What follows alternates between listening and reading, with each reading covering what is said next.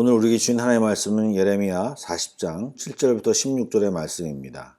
제가 가진 구약성경 1117쪽입니다. 예레미야 40장 7절부터 16절의 말씀을 드라마 바이블로 낭독합니다.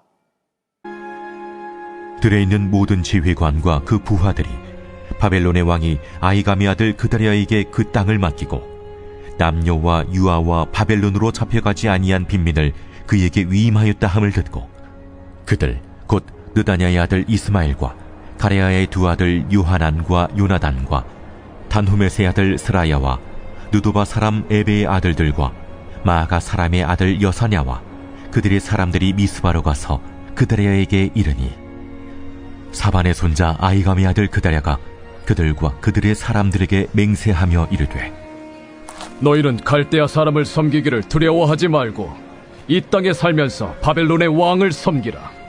그리하면 너희에게 유익하리라.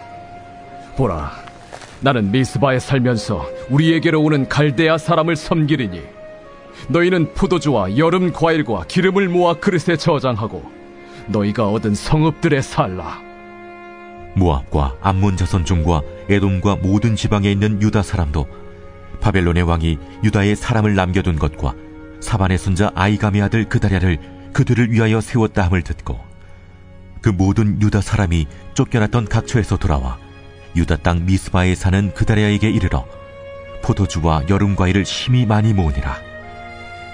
가레야의 아들 요하난과 들에 있던 모든 군 지휘관들이 미스바에 사는 그다랴에게 이르러 그에게 이르되 암몬 자손의 왕 바알리스가 내 생명을 빼앗으려 하여 느다냐의 아들 이스마엘을 보낸 줄을 네가 아느냐? 하되 아이감의 아들 그다랴가 믿지 아니한지라. 가레야의 아들 요하난이 미스바에서 그다랴에게 비밀히 말하여 이르되 청하노니 내가 가서 사람이 모르게 느다냐의 아들 이스마엘을 죽이게 하라. 어찌하여 그가 내 생명을 빼앗게 하여 내게 모인 모든 유다 사람을 흩어지게 하며 유다의 남은 자로 멸망을 당하게 하랴. 그러나 아이감의 아들 그다랴가 가레야의 아들 요하난에게 이르되 내가 이 일을 행하지 말 것이니라. 내가 이스마엘에 대하여 한 말은 진정이 아니니라.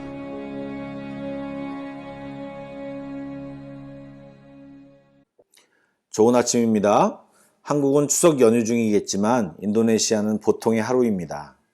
하루의 아침을 주님과 함께 시작하는 모든 성도들에게 주의 은혜가 충만하기를 축복합니다. 오늘 말씀을 보면요, 총독 그다랴의 모습이 나오고 있습니다. 예루살렘이 파괴되고 수많은 사람들이 죽었죠. 뿐만 아니라 유다의 뛰어난 백성들, 특별히 귀족들입니다. 그 귀족들을 정복군들이 바벨론으로 끌고 갔습니다. 그렇지만 아직도 유다 땅에는 수많은 백성들이 남아 있었습니다. 바벨론은 이 유다를 효과적으로 지배하기 위하여 유다 총독을 세워놨는데요. 그 유다 총독의 이름이 바로 이 아이감의 아들 그다랴입니다. 이 그다랴는 나름 훌륭한 가문에서 태어난 사람입니다. 먼저 그의 할아버지는 요시야 왕과 더불어 종교개혁을 이룬 사반이었습니다. 그리고 그의 아버지 아이감은요, 선지자 에레미야가 여호와의 말씀을 전하다가 어려움을 겪을 때 그를 적극적으로 도와준 인물이었습니다. 그런 가문에서 자란 그다랴는 패망한 나라인 유다를 추스리고 미스바로 나라의 중심을 옮기고 나름 역할을 잘 감당하는 것 같았습니다. 잘 살펴보면 그가 어떤 정치적인 이득을 얻기보다는 불순종하는 자기 백성을 벌하고 징계하기 위한 하나님의 계획을 잘 이해했던 것 같고 그것을 믿음으로 잘 받아들인 것 같이 보입니다. 그래서 그들을 찾아왔던 무리들에게 유다 땅에 살면서 바벨론을 잘 섬기자라고 설득한 것으로 보입니다. 그리고 12절 말씀을 보니까 그런 그의 소문이 들려서 전쟁으로 흩어졌던 백성들이 그가 있는 미스바로 모이게 되었고 어려운 중에서도 포도주와 여름 열매들을 많이 맺혔다는 것을 보면 어느 정도 일상적인 생활이 회복되어져 있음을 알 수 있습니다. 그런데 그런 안정은 오래가지 못합니다. 나라가 패망한 상태이니 반바벨론을 주장하는 보수파 민족주의자들이 곳곳에 남아 있었습니다. 특별히 8절에 언급한 사람들이 그런 사람들인데요. 그중 이스마엘은요, 이스라엘의 왕족 중에 한 사람으로 알려져 있습니다. 이 사람에게 암몬 왕이 유다 총독을 암살해달라고 청탁을 합니다. 그리고 그가 받아들인 것으로 보입니다. 이러한 사실을 알게 된 요하난이라고 하는 인물이 답답함과 안타까움으로 그다랴에게 말하고 자신이 나서서 비밀리에 이 이스마엘을 죽이겠다고까지 제안합니다. 요하나는 아마도 그다랴가 죽으면 다시 바벨론이 개입할 것이고, 그렇게 되면 그나마 지금 다시 모여 안정감을 누리고 있는 유다 백성들이 또다시 흩어질 것으로 생각되어지고, 남은 자들의 멸망이 자명할 것이기 때문에 그다랴에게 그렇게 간청했던 것 같지만, 그다랴는 그 일을 하지 말라고 지시하며 이스마엘에 관한 말을 사실로 믿지 않았습니다. 오늘 본문 내용을 보면서 그다랴는 굉장히 괜찮은 사람인 것 같습니다. 좋은 가문에서 태어났고 책임감이나 리더십도 있었습니다. 그리고 무엇보다도 나라가 망한 상태에서 쉽게 독립해야 한다고 바벨론에게 저항하자고 이야기하는 것이 보통일 텐데, 하나님의 말씀을 과감히 받아들이고 바벨론을 섬기자고 이야기하는 것은 어느 정도 영적인 시각이 있었음을 보게 됩니다. 그리고 다양한 무리들을 받아들이고 화합하려고 하는 의도도 있었던 것으로 보입니다. 그런데 그는 중대한 실수를 한 가지 합니다. 분명히 40장 6절에 보면 예레미야도 미스바에 있었던 것 같은데, 선지자 예레미야에게 묻거나 그의 지도함을 받았다는 내용이 성경에 나와 있지 않습니다. 그는 자기의 생각으로 모든 일을 처리합니다. 예레미야에게 물었다면 이스마엘을 죽이지 않고도 다른 방법이 있었을 텐데 그냥 자기 판단으로 모든 일을 처리하는 모습을 보게 됩니다. 사실 이런 실수는 우리 누구나 쉽게 또 자주 하는 실수입니다. 어느 한때만 일정 시간만 하나님을 경험하고 하나님의 지도함을 받기는 굉장히 쉽습니다. 그러나 지속적으로 계속해서 하나님의 다스림을 구하고 간섭함을 구하는 것은 결코 쉽지 않습니다. 조금 잘 되는 것을 보면 자기가 할 수 있다고 생각하는 경우가 너무 많습니다. 사랑하는 여러분, 인간적인 노력으로만은 완전한 회복을 이룰 수 없고 하나님 없는 개인의 노력은 헛되기가 쉽습니다.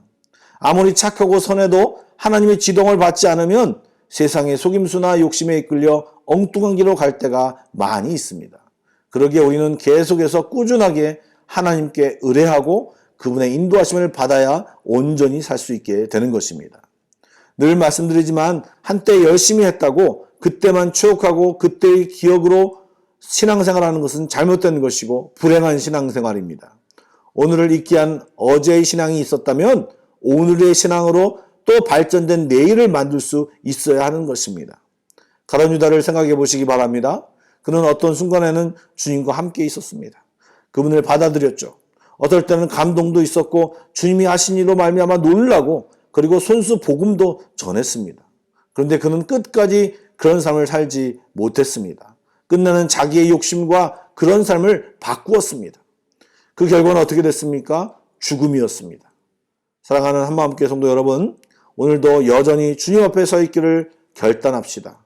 그리고 눈에 보이는 것에 현혹되지 말고 말씀을 부여잡고 성령님께 묻고 그분의 지도함을 받고 사는 우리 모두의 삶이 되기를 주님의 이름으로 축원합니다. 기도하시겠습니다. 사랑의 주님, 감사를 드립니다. 말씀대로 오늘도 주님 앞에 있기를 결단합니다.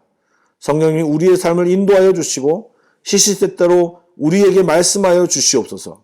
잘 살고 있으면 칭찬해 주시고 못 살고 있으면 알려주시고 고치게 하여 주시고 제대로 살 수 있도록 인도하여 주시옵소서.